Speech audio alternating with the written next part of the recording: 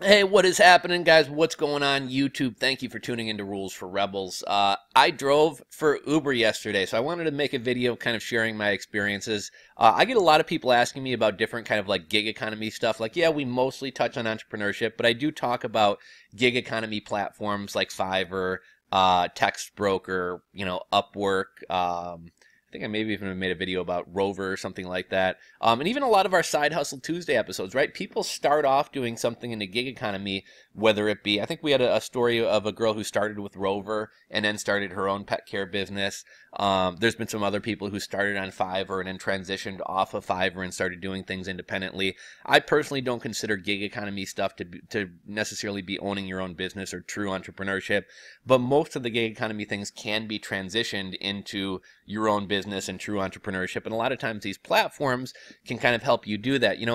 I think right now something like 15 or 30% of people have a foot in the gig economy. Not that they're doing it full time, but something they do for a part-time money or something they do, here and there as they need money. And it's estimated that by the year, I think it's 2023 or 2030, over 50% of people are either going to be self-employed, freelancing, or involved in the gig economy. So this is only going to get bigger. I think it's kind of fascinating. A lot of people complain that the gig economy doesn't pay that well, which it doesn't. But what's kind of cool about it to me is, back when I was younger, like in living check to check, if you lost your job, even if you found a job the next day, the way that pay periods fall, you're probably going to be waiting 3 weeks minimum to get your next check. And, that used to suck. So something like the gig economy, even if it's not the best pay, can kind of fill a gap and kind of help get you through. If you're short a couple $100 on your rent, you can jump into the gig economy with really no barrier to entry and kind of start making money. So I think the gig economy is kind of cool in that sense. You're starting to hear a lot of people who are like Fiverr sellers, Upwork sellers, who do things on like Rover, TaskRabbit, and especially Uber and Lyft drivers right now are all kind of bitching and moaning about how things are going downhill and they can't make any money, yet they still continue doing what they're doing. And ultimately, at the end of the day, I think the gig economy, at least a lot of the gig economy, is kind of like minimum wage jobs at McDonald's. It's a minimum wage job at McDonald's isn't meant to support and raise a family. It's not necessarily meant to be somebody's full-time job. And same thing with the gig economy. There may have been a time when like driving for Uber may have been able to make you a full-time income. Obviously they have a ton more part-time drivers. They've really kind of put out the word in trying to bring drivers in. And now there's more, laws of supply and demand. You have more drivers than you have riders, or you have more drivers. It's going to drive the price down because you're not going to have these like Uber surges and things like that. So I see a lot of people kind of bitching and moaning, and the reality is the gig economy is what it is. It's not going to be great paying. It's something to kind of fill the gap. It's something to make a little bit of money quickly. It's something for people who don't want to be tied down by a job. If you're like an actor or a musician and you need to be able to go to gigs at weird times and things like that, Uber, Lyft, Fiverr, Text Broker, these things may be good things to kind of help you fill the gap, but they're not really necessarily intended to be your full-time income. I've always kind of like poo-pooed Uber. I've always kind of been like, my impression of Uber and from what I've heard from people is you're really kind of driving your car into the ground for little to no money. Some people say when you factor in all the costs that like you might even be losing money. Some people say you're making like $2 an hour. There was actually a great video from a couple years back. I'll find it and I'll put an end card right up there, or a card right up there if you guys want to watch it. This woman breaks down kind of the math behind being an Uber driver in California, which is one of the better paying cities. And I think ultimately she said, after wear and tear on your car, oil changes, tires, gas, your time, everything else, if you're buying mints or phone chargers for your passengers, when everything's said and done, like you're lucky to make like $2 an hour. And this was a couple years ago, and I think Uber has even continued to kind of go downhill and take a bigger cut from drivers and kind of change the payout. Anyhow, I figure, because I make a lot of videos about the gig economy, the sharing economy, entrepreneurship. I know a lot of people who are interested in working for themselves are also interested in doing kind of gig economy stuff. And gig economy can be good. Like if you're an entrepreneur who doesn't want to have the 9 to 5 and you want to focus on your business, but you do need to bring some money in to kind of, pay the bills or whatever else. Maybe you do want to freelance on Fiverr or try to drive Uber or whatever else. So I get a lot of questions about this type of stuff. And I felt it's not really fair of me to be like, oh, Uber fucking sucks. You're going to lose money. If I've never done it myself and I didn't know about it. So I decided to give it a try. Oh man, it's snowing outside. So I signed up a couple weeks ago. It takes them a couple weeks to get through your application and everything. I had to go to Jiffy Lube or whatever, pay like $15 for them to inspect my car and decide my car was good enough. Submit my registration, insurance, driver's license, kind of all that jazz. They do their little background check, and then they say you're good to go. So they gave me the good to go a couple weeks ago. I hadn't really had time or didn't feel like doing it. But yesterday I had a couple hours of free time in the afternoon. I figured, what the hell, we'll kind of go drive and kind of see what it's all about. So I'll just kind of break down the numbers for you right off the bat, and then I'll kind of tell you about the experience. So I drove technically on the app. I drove for an hour and a half. In reality, because one of my rides wound up taking me down to Lakeshore Drive during rush hour, and it took me an hour to get back to pick my girlfriend up from work, it more like 2.5 hours. Made $38, and we'll kind of break down like what that winds up being per hour after expenses, everything else. And I also kind of wanted to tell you about just the experience of driving. Like, is it weird to have somebody in your car? Like, are you supposed to make conversation with these people? Is it awkward not knowing how the hell the app works? All that type of stuff. So first, let's break down the numbers. So if we go into the Uber driver app, I don't know if you guys can see. Yeah, it's not going to show up. One ride was $32.77. Actually, oh, hold on. One ride was $38.52. One ride was $5.75. Uber's kind of gangster. They take a lot of fucking money. So the rider actually paid. The rider paid $46.86.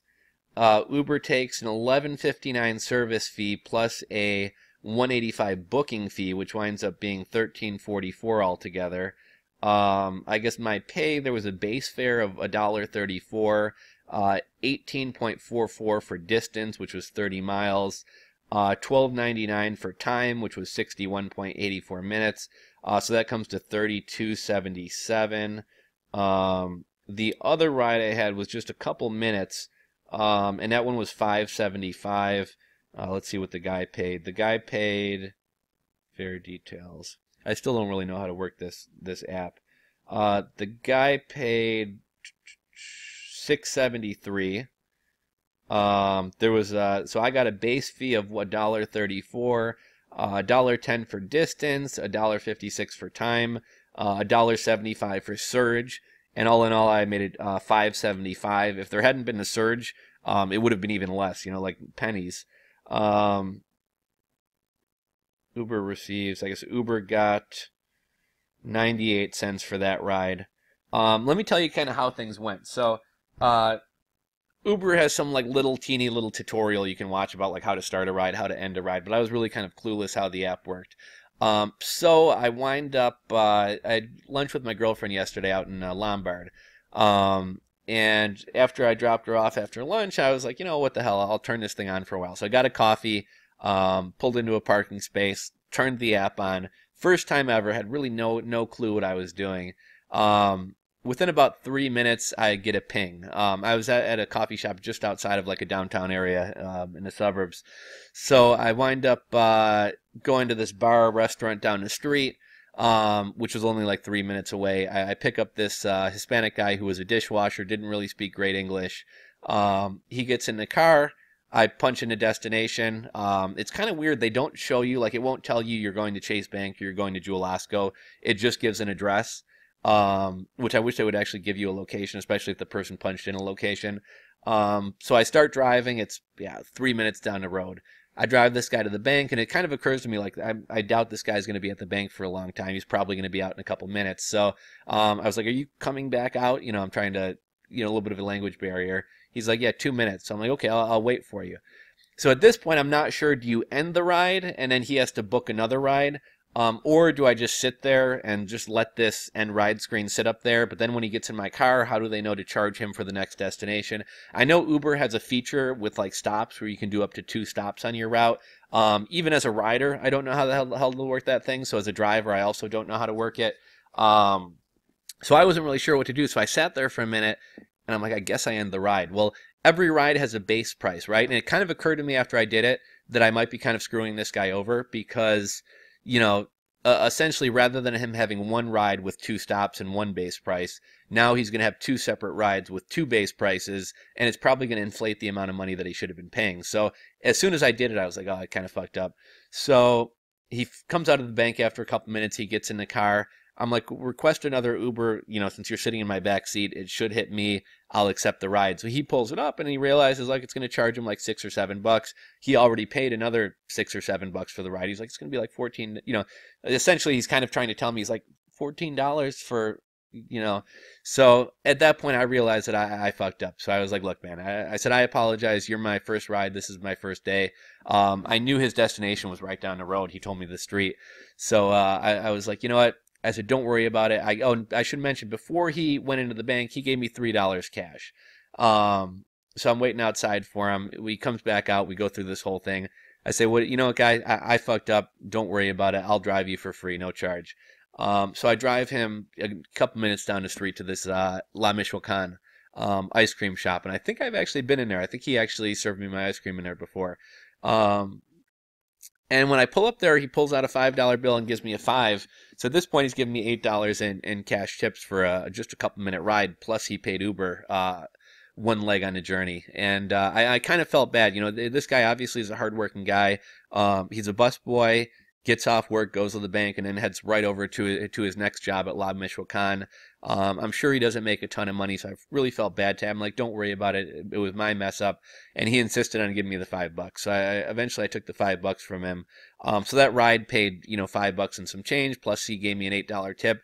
I think when we were sitting at the bank, I think he thought I was going to be a dick and be like, no, you need to get another ride or find another ride, or I'm going to charge you again. And I was just like, I screwed up, whatever, I'll take you. So I think he appreciated that, and I think that's why he gave me another extra couple bucks. So I pull into a parking spot at the ice cream shop, sipping my coffee, waiting a few more minutes, get another ping, residential neighborhood, I don't know, 3/4 of a mile away. Drive over there, pull up to the house. It's a younger girl, maybe a couple years younger than me, and she's got like a ton of bags on the front porch. You can tell she's like kind of saying bye to her mom or whatever. And all of a sudden, I'm kind of realizing, for some reason, I had a feeling she was going to the city.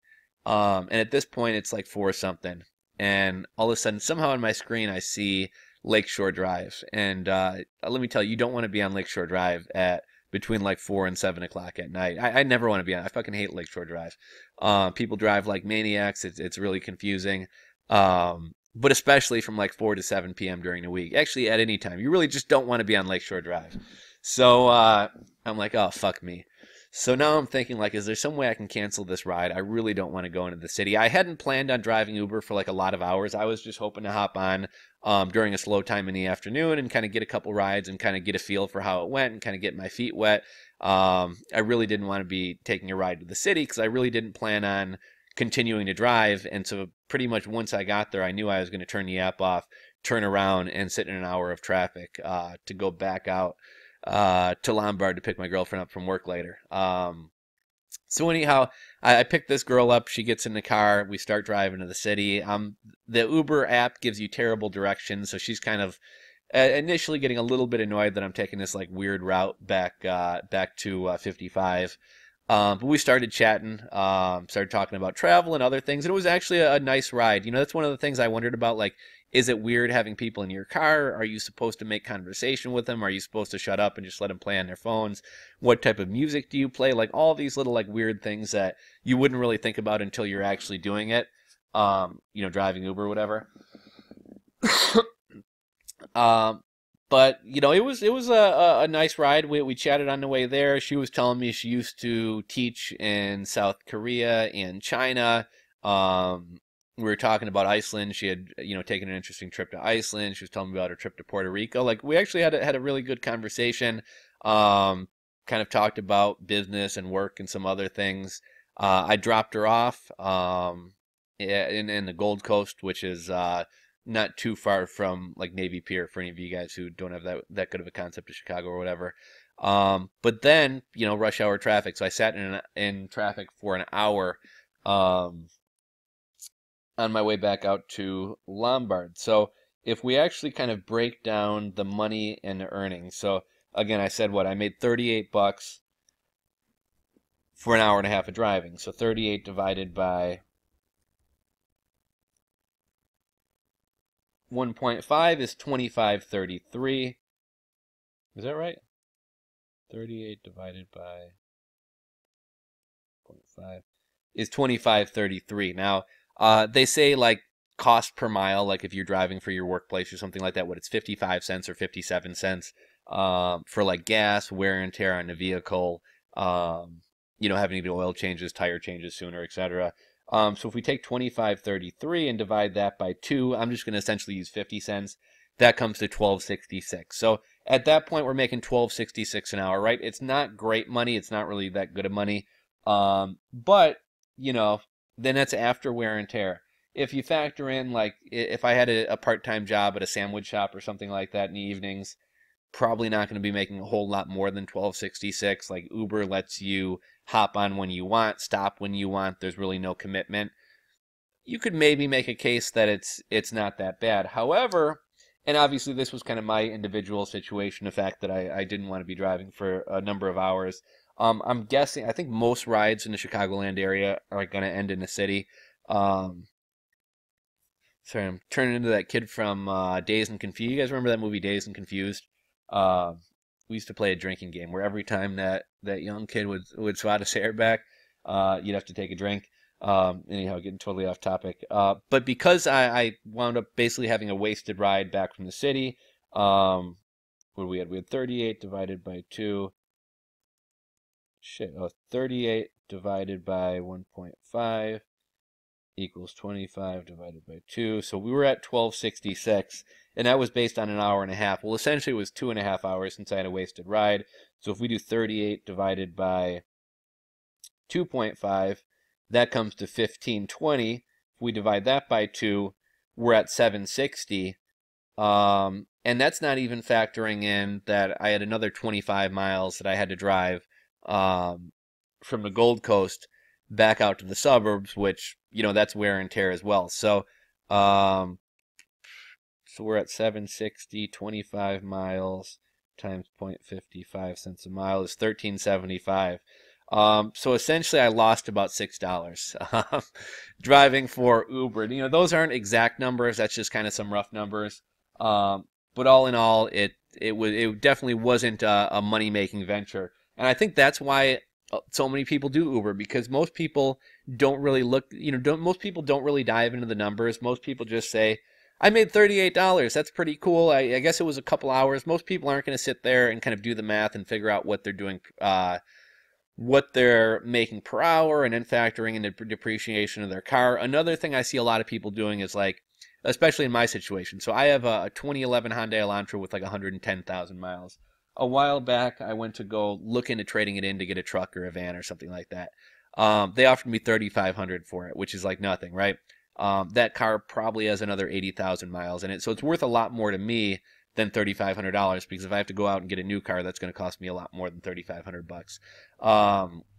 So some people in my position might say, well, I got this car, even if I put another 20 or 30,000 miles on it, it's probably not going to sell for much less than $3,500. Like it's already lost the majority of the value that it has to lose.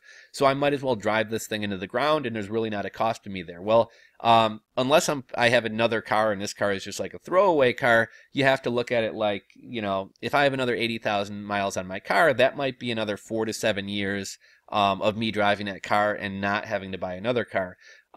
Because I'm driving, let's say I were to start driving Uber full time or something like that.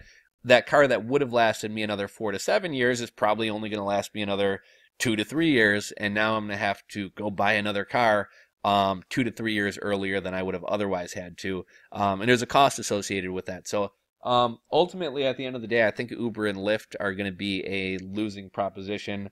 Again, I did it for one day. I only took 2 rides. I don't think that's necessarily a super fair evaluation. Also, I kind of screwed myself in that it was my prerogative to only want to drive for 2 hours and to take an hour drive out of my way and then decide to quit after that and drive back home. A lot of people probably would have stayed out there for another 5 hours driving, and maybe they would have had a ride that would have taken them back, back closer to home, and they wouldn't have had that extra hour in the car and an extra 25 miles of I forget, there's a name for that. One of my friends works in the trucking industry. There's a name for that when you basically have an empty load on the way back. But you know, I guess not everybody would have necessarily faced that situation, but all in all, like Uber and Lyft don't seem to be hugely profitable, or potentially not even profitable at all. Let me know what your guys' experiences is. Anybody who has done it before. Kind of general sentiment that I kind of get from hearing people talk online and things like that is that, you know, a couple years ago, it was actually a kind of a viable alternative to having some people did it full time, but I think even it was a pretty viable alternative to having a part-time job. The way that they've been cutting rates and lowering fees and everything else, it seems like the only people kind of doing it are kind of the suckers that don't know their numbers. But I may do it a couple more times. I mean, I thought it was kind of fun, kind of interesting, kind of getting to talk to some different people. Because I make content, it definitely is kind of an interesting experience to have to make content off of. And I was thinking about like doing a book or doing a project kind of about the gig economy and freelancers and things like that. And so I wanted to kind of get experience in kind of all these different areas. I tried out Text Broker the other day, and made a video about that for you guys. You know, I've made videos about Fiverr. So I figure if I'm going to talk about something, and especially if I'm going to talk negative about something, I'd better have done it myself so that I'm not just talking out of my ass, and I can actually give a reasonably well-educated assessment of what it is based on personal experience. So little bit outside of the box video for you guys today, a little bit something different. If you guys have any questions about kind of the experience, or if you wanted me to kind of break down the numbers a little bit further, whatever, feel free to go ahead and drop a comment down in the comment section below. I actually got to get to work. I got to work on this digital marketing freelancing gig that I'm doing for this woman and this brand. And as I oftentimes do a lot, it's not something I want to work on right now. So I was trying to find anything to do besides work on that project. So I was like, hey, I'll make a video about driving for Uber. But I better cut this shit out and actually get to my real work for today. So hopefully you guys enjoyed the video. If so, give it a thumbs up. If you're not subscribed, hit that subscribe button down below. And I will catch you guys on the next video.